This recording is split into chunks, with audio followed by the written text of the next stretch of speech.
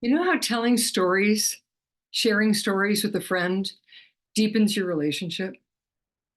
You start to tell stories about your childhood, or holidays, or your first year at college, or maybe you went to a boarding school in high school.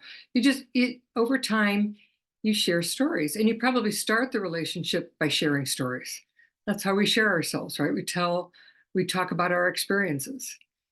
It's the same with our critters. It's the same. When you can hear them, or hire someone else to hear them for you, to help you hear them, and you learn about their past, it really strengthens, deepens the bond. It's really quite lovely. So I had a dog, Elika, my heart dog. I don't like my little Ziggy to hear that. Um, who, when I learned about her past, she was left on the street. She was found. I'm in Illinois. She was found in Indiana. Um, just by herself. She was a few weeks old, and rescued, and was in a shelter for. This is an American Eskimo shelter, and they weren't in a place. They were kind of fostered out everywhere. But she was caged. At a year old or 8 months old, she wasn't housebroken. So anyway, when she told me stories later after we'd known each other for a while. She told me stories about her past, and it was fascinating and wonderful and amazing. And my little guy, Ziggy, he's a rescue also. He came to me, I've talked about him before. He came to me extremely distraught. He still is. He has an anxiety disorder. He was rescued from an animal hoarder. And I don't know how he was treated there. Neglect usually is the situation. And he just may have that temperament. He may have been born anxious. I don't know.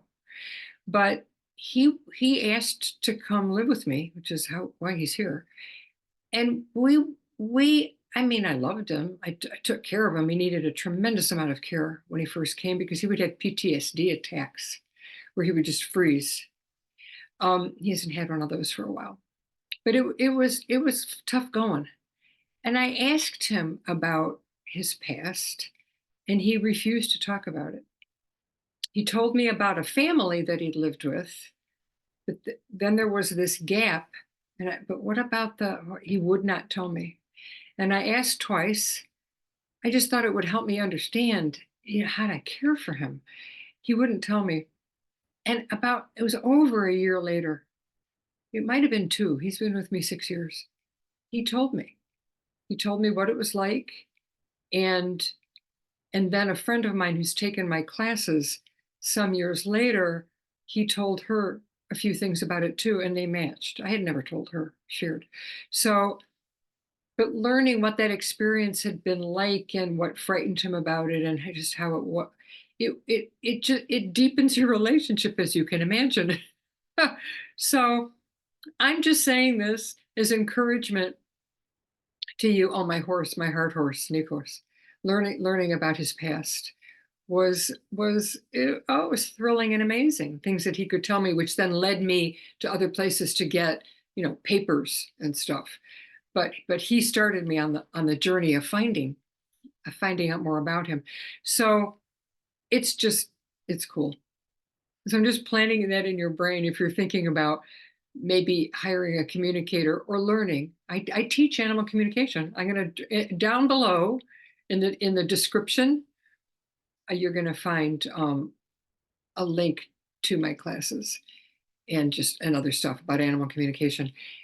I just I just want to tell you, if somebody's telling you it's silly, it's not silly. It's really awesome, and it really, really does deepen your bond.